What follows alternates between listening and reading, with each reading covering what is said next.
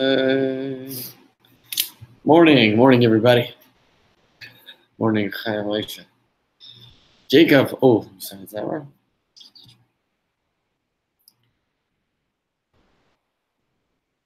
We're ready to stretch our brains for reality.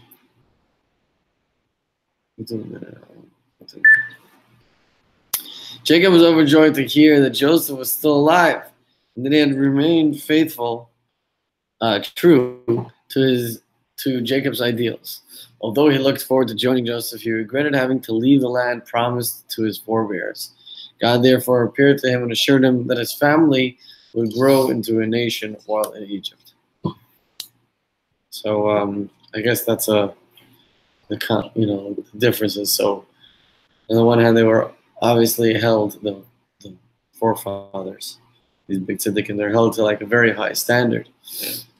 But at the same time, I mean, like, oh, I'm not sure if I should really leave. Oh, okay, God just appears. You're doing good. Go ahead. So, like guys a lot of times said, I've heard this a bunch of times. Like, yeah, if God would just like appear to me and tell me these things, I pass. Can't pass. Chia Meida Mitzrayima Kilagai Gado Asimcha Sham. God said to Jacob, "Do not be afraid to go down to Egypt, for it is there that I will make you into a great nation." Hell to the freaking pass. Nice. God was not trying to soothe Jacob's regret over leaving the promised land, for a Jew should regret not living in the land of Israel. Rather, God was telling Jacob that his regret over going into exile was the key to not becoming intimidated by it, and therefore the key to overcoming it. But why do it in the first place? To elevate the sparks. Change the world. The difference between there's something called, I think it's tzaddik and pelts or pelts. You heard that one term? Yeah, I don't know what it means. But basically, there's one guy that comes to the room that's freezing cold, so he puts on a big fat coat called a pelts. Really nice, warm coat. Another guy that comes to the room is like, it's freezing cold, so he makes a fire, warms up the whole room. Since God put us in exile, it follows that He has given us all the strength we need to overcome its challenges. As long as the exile continues, it is optimal setting. It is the optimal setting for individuals and collective growth and development. Whoever looks at great danger when we realize that we have no reason to be intimidated by exile and that we benefit so greatly from it, we can fall into the trap of becoming habituated to it. As a consequence, we can become vulnerable to exile's negative effects on us, and it goes without saying that we can no longer elevate it properly. That's unfortunate. Yeah. It's all you. Passing it over. Let's try to digest that one. When we realize that we have no reason to be intimidated by exile and that we benefit so greatly from it, we can fall into the trap of becoming habituated to it. As a consequence, we can become vulnerable to exile's negative effects on us, and it goes without saying that we can no longer elevate it properly, which is the point why we're in exile to begin with. So here's a question that a lot of people have. I mean, I don't personally have this issue, but I understand it. People have this issue with the whole Geula thing. That when Mashiach comes, like there's not going to be any struggle. There's not going to be any fight. So like, what's the point? It means there's no Yetzer Hara anymore. So all the stuff like that we built up, like throughout your life, that you like learned, like all these sayings and lines and advice and stuff, like. I think it's gonna be freaking lame and freaking boring. That's it.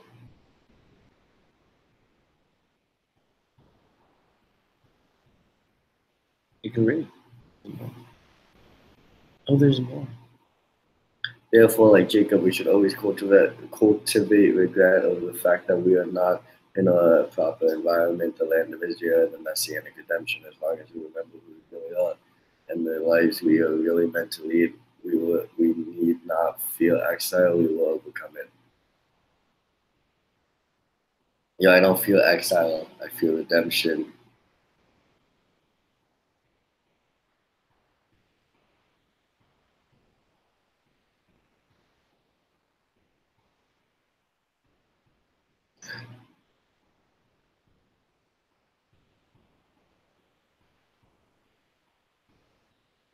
Nice.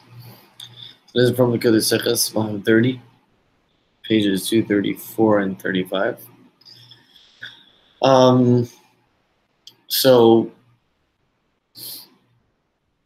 the first thing you said is exactly what I was speaking about. So I guess you're confirming that. Because boring it will not be, and lame it will not be, because there will not be any more lame people.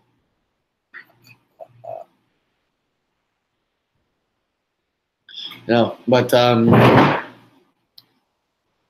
only reason why I would think that is because I got habituated to golf. It means I got used to this way of living. But then you said, I don't feel exile, I feel redemption. So which one is it? I feel redemption. I like the fight. That's it. Just gonna wait here for 50 seconds. That's gonna be pretty. It's gonna be like Elaborate. What do you mean you like the fight? like I just like there's no purpose. I feel like there's not like it seems like there's no purpose anymore. There's no reason for anything. Like everything's just lame. Everything's been done. Um, and I like, yeah, I think everything's more meaningful now and a lot more enjoyable. And that's it.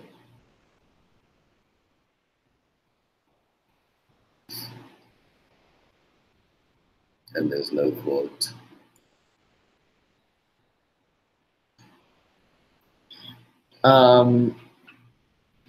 Okay, so I'm gonna try to like show how something now doesn't make sense and is meaningless. You work on developing yourself. You work on yourself. You work on yourself. In fact, you make changes, different things. You learn things, then you die. Hell yeah. So that seems pointless to me and lame. Because what are you working for? No actual. It just stops. Everything that you worked on stops. So yeah, perfect on the life and your legacy and all the good stuff, but in reality, your life stops as opposed to living forever and continually growing. In reality, okay, so next time. I don't care to live forever. Like the idea of death doesn't bother me. Like I die tomorrow. I die tomorrow. I die in 100 years. I die in 100 years. Um, there was the thing I was gonna say. Oh yeah, death. It keeps you moving. It keeps you on your toes. I like it. Keeps you awake.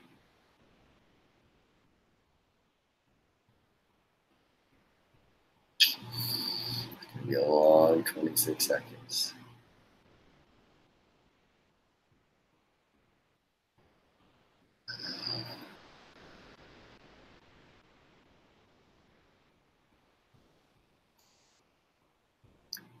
That's hot. Yeah.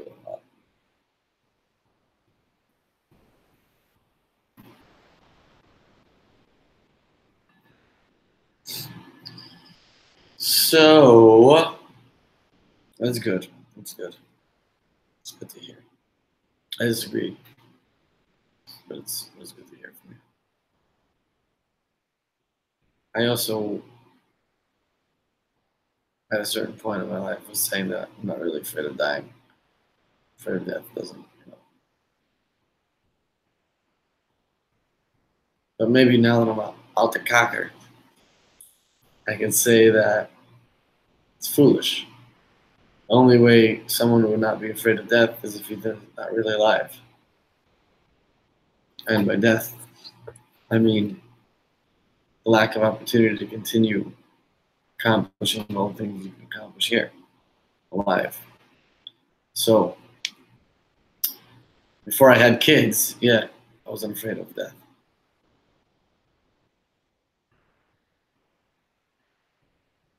Mhm. Uh-huh. Uh-huh. Uh-huh. Mhm. Yeah, yeah.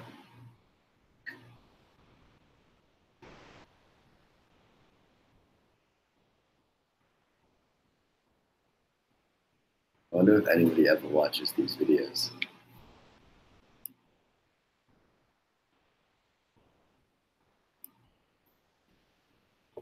Can we get some people to tune in?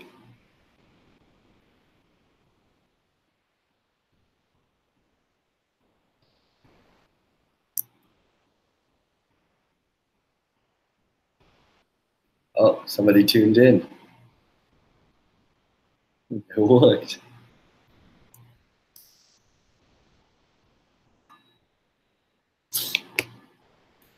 Um, well, I want to do it again. Keep it, yeah. After regret. Altira Merda Mitzrayma Kilgagal Simcha Sham Gracious Memvav Gimel. God said to Jacob, do not be afraid to go down to Egypt, for it's there that I will make you into a great nation. Genesis 46:3. So, okay. So I don't know if we're saying different points. I mean, I think we're saying different points on the same thing, and that's what he's saying over here.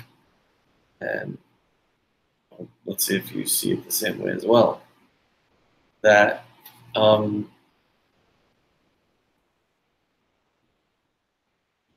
there's both aspects. One aspect is that you should regret that you're not in the Holy Land. That means we should regret and don't not feel good that we're not in Mashiach times.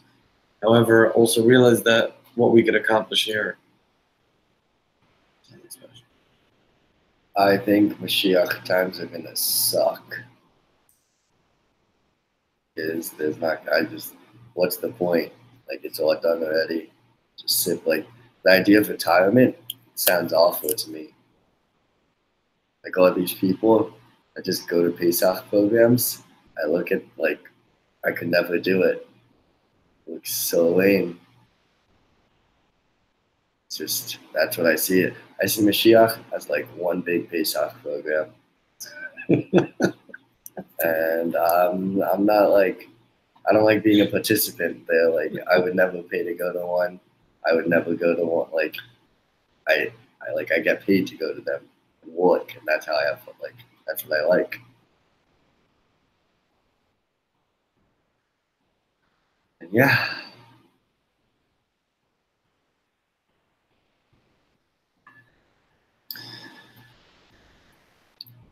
I'm gonna try to take a slightly different approach. Kind of willing to get married, and you're gonna want to spend some time with your kids, right? So you're gonna work.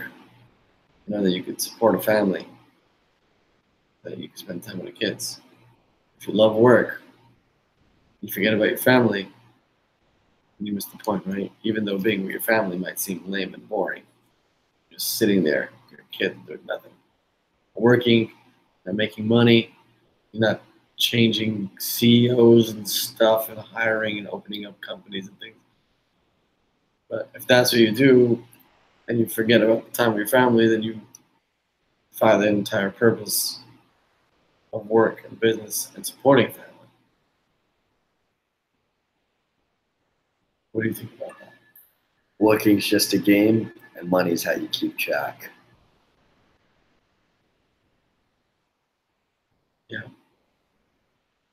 As learned from the art of the deal based on a deal precedent on the JCO.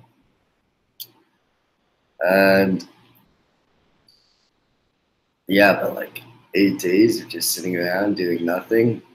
They don't even go in the pool, most of them. They sit next to the pool. Like, I don't get it.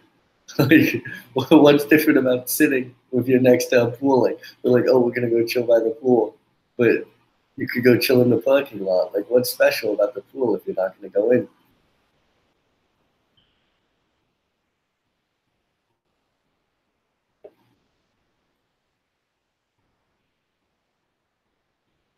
Oh, and you're probably gonna say, oh, you have to go in the pool. No, I don't have to say that because you just said it. But I was wondering why you ignored my entire last minute. It's okay. You don't have to respond. I'm just wondering why. And I agree about the Pesach program, and I found that quite funny that you think Mashiach is a big Pesach program, because I don't think it's a big Pesach program. But in the book Toward a Meaningful Life, you are a classic teenager. Youth. That's exactly what you're supposed to be, is not complacent. You're not okay with the status quo. You want to grow. You want to change things. You lack the wisdom for it, right? Or experience for it, but you have the energy and passion, which is exactly how you're supposed to be. So that's good. But there's also some wisdom to be acquired there. So you're saying I'm gonna have to fight this out with JP's duty? I got you. Hmm? Got you. I gotta fight it out with JP's uncle. Didn't he write Towards a Meaningful Life? Yeah. What you said about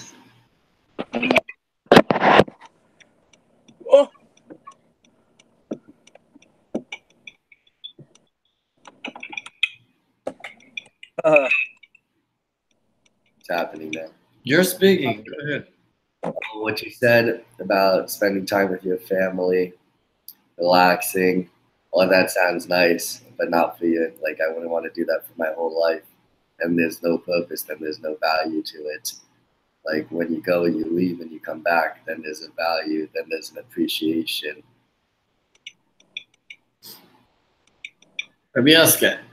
Okay, I didn't. Sorry, but I'm so happy I opened the thing, and I'm driving now. You know what? Shalom Schwarzberg is now recruited with me. I'm going to Shalom Schwarzberg place that we are doing something FiveAlive, Pasach Elio. I didn't hear what you say. I know it's precious what you say, Kobe. Chaim Moshe Cohen, Kobe. I like it. Chaim Moshe Cohen, Kobe. Learner. This is a very blessing. It's a big blessing. No, it's major. So I just want to share with you something, Kobe, to blow the mind. People speak about God. They don't know who you're talking about. Who is God? It's just a joke. The whole conversation about God is a joke. About the Rebbe, about God, anything is a joke. But because you want to speculate what they are. It's what speculation, it's nothing. I think the technology of Pasach Elio to know what is you. What is your technology? What are you? This is proof that God drives your car and you don't.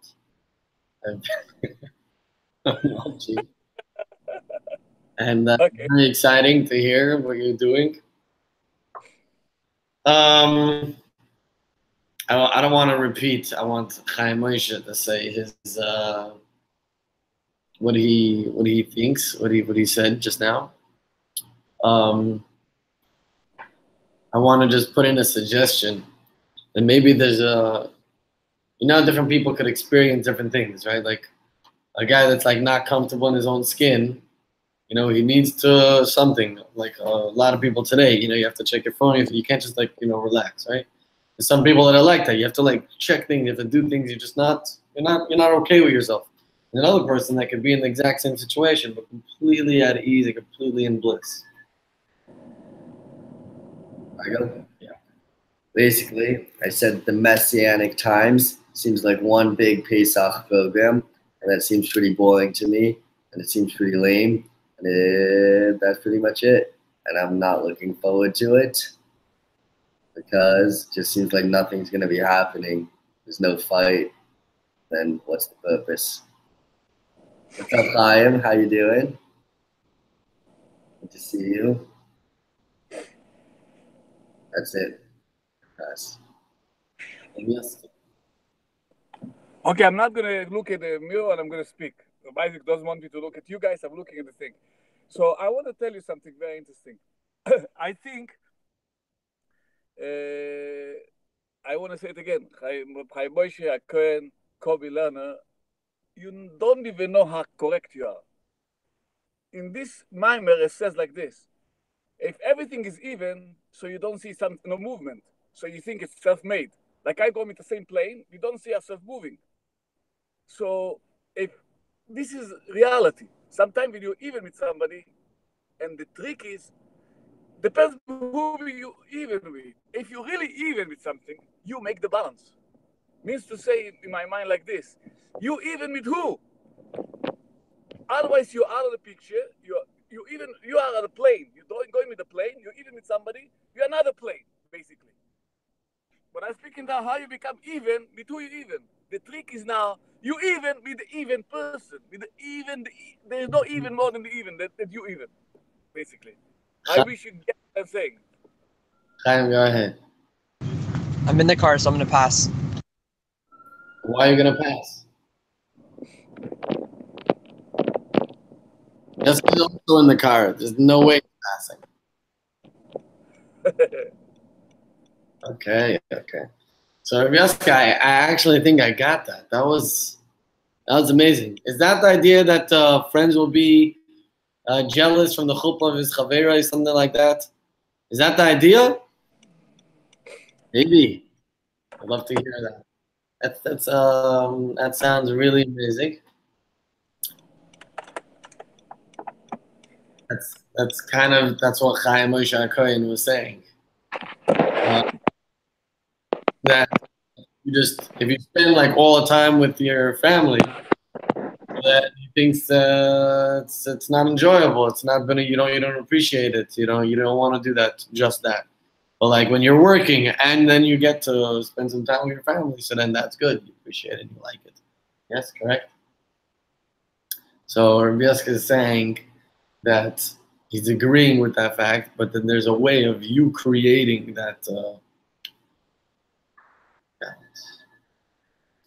I'd like to give my minute to Avyaska, so he has 2 minutes to finish his stuff. Absolutely not.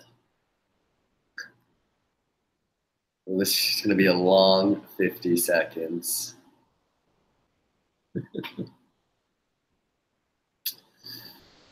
Yeah, I have nothing to say. No.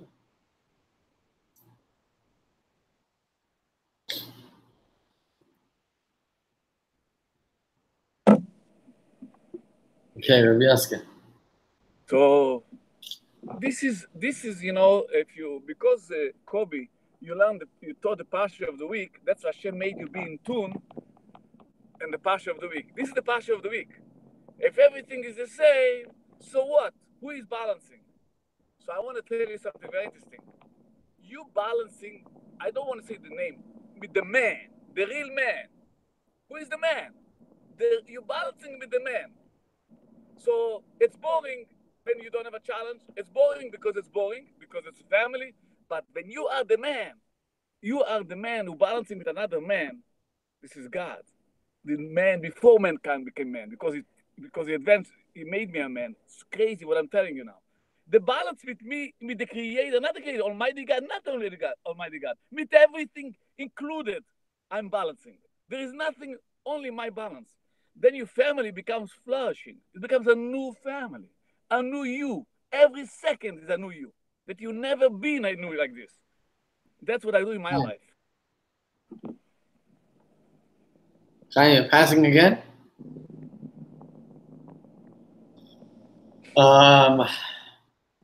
But okay. How are you supposed to explain to Chaim Moshe Hakohen, or even Isaac Hanan when he wasn't married, that Isaac Hanan is going to be a husband and a father, and the man of the house, and the one that makes the calls, and even like you're saying, balancing with God and deciding how it's going to be. Until you're there, you don't. Not until you're there. It's not even somewhere else, right? Rabbi Yaske, trying to explain to me that I'm in it right now, that I have it. I don't even have to experience it. It's the reality. So, by the way, it's going to be growth. It's still growth. I have absolutely no clue what's flying right now.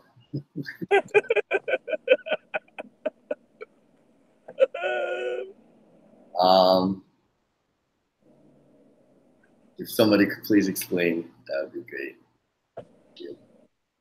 Rabbi Yaske. There's a concept, bitul hayesh and bitul b'mtzias. Let me find out what it means. I tell you, when you go in the ocean, yeah, you're on the top floor, 6th floor, view, there's boys and girls in the ocean. You look at the ocean, how you see the ocean, if you have a picture of a girl on your mind. So every image is a girl. Everything is a girl about a girl that you look. You look to see a girl. You don't see the girls. It's far away. It's a half a mile away. But the ocean and every small image, you see some here. Okay, maybe it's a boy, but you think it's a girl because your mind is set the way you want to see things. Basically, whatever your image in your brain is, you erase everything and you make the image in the world logically. Every morning, whatever you're in your mind, that's what you see. Clear. If you want to enjoy yourself, you enjoy yourself in another aspect. When you wear clothes, this means like this. When you wear clothes means that you can change, that the clothes is not you. That means what you are is not you. So what are you? Representing who? The clothes idea is basically to be layesh. That means I am not what I am. That's why I wear clothes, man. Thank you, Rabbi Yaske. I am? Again? Okay, that's 3 passes. That's it. After this, okay. Stop making up things. I didn't understand the connection. I mean, I understood the connection. I think that the connection was to. Okay, I'm gonna try to say it. It seems to me that the fear and of Mashiach, or the disinterest in Mashiach, is number one, a complete misunderstanding based on a misunderstanding of what Mashiach is. Because if it's boring, or if it's lame, or if it's anything undesirable, then it's not Mashiach. So that's first of all. What Rabbi Yaske seems to be elaborating on is that you really do create the reality. And Mashiach is the ultimate aspect of that, where everything fits perfectly. I think I kind of understood what Rabbi Yaske was saying. There's a similar idea in the book Think and Grow Rich. Well, whatever you think about, that's what you see. So if you think about money, then you see ways to make money. If you think about helping people, then you see the opportunities to help people. So I'm not sure if that's what you were saying about because, but yeah, that's what I got out of it. Pass.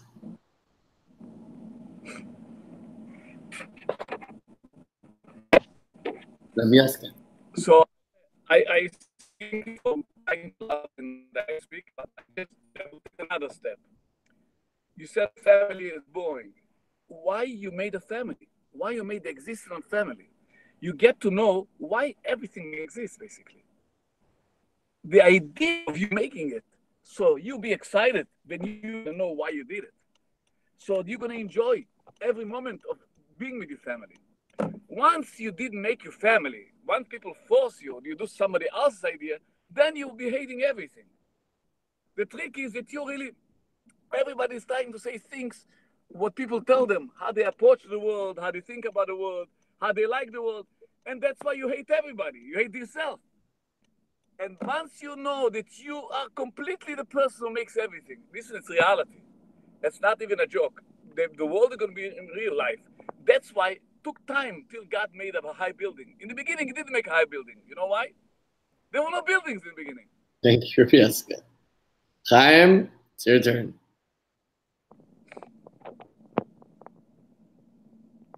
No, take yourself off mute and speak. Speak in Hebrew if you need to. I'm passing. You can go on to the next.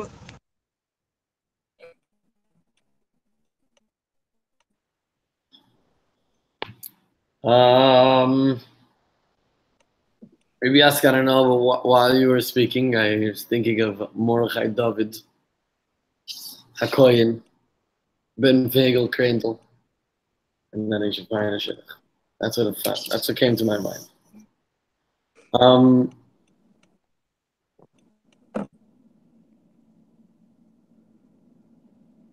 I think that I'm more afraid of freedom than constraint and whatever, slavery. Guys, I want to call Sholem. I don't find the parking. I want to call Sholem to come down. Oh. And because I'm going to hang up a second. I'm coming right away back. And I have 1,000 different reasons of why, but I think the underlying reason is fear. Freaking love exile.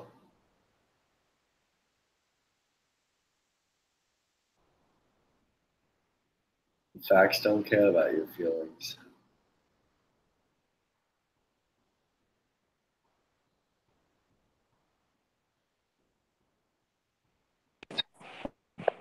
I don't know.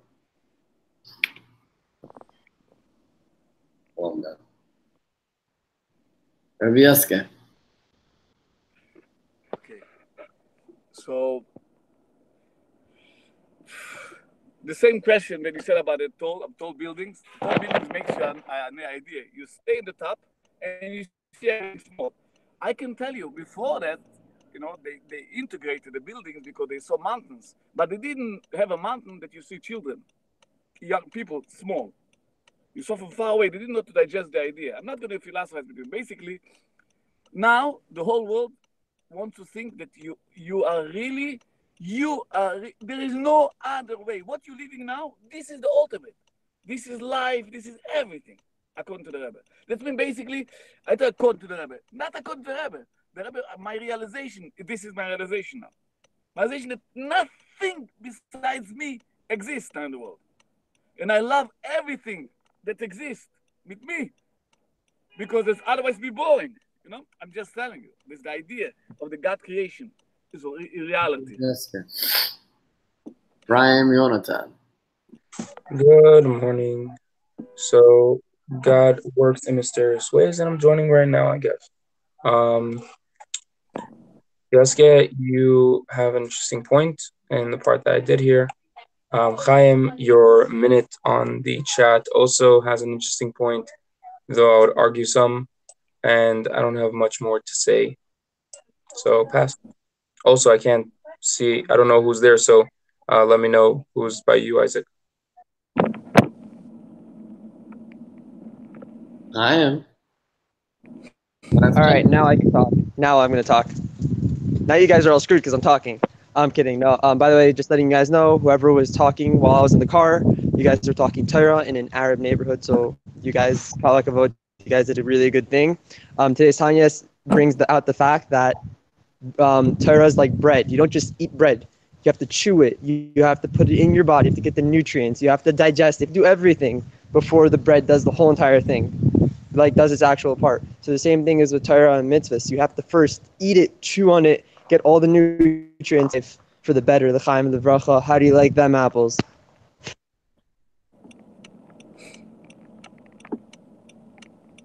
I actually kind of like them apples. Thanks for asking. All right, we're gonna call it a day, even though I'm kind of settling for 35 minutes, but Bez Hashem, we'll get there. It's very intriguing. Very, very good. Very good talk. I'd like to do more. I still want Mashiach now. And even if I don't understand it, I know that it's going to be good. And lame is when someone is like missing a limb or can't use it or things like that. Whatever, limping, I don't even remember exactly. No, I think it's missing a limb. That's what it means, lame. So it's not gonna be lame. Okay. It's not true.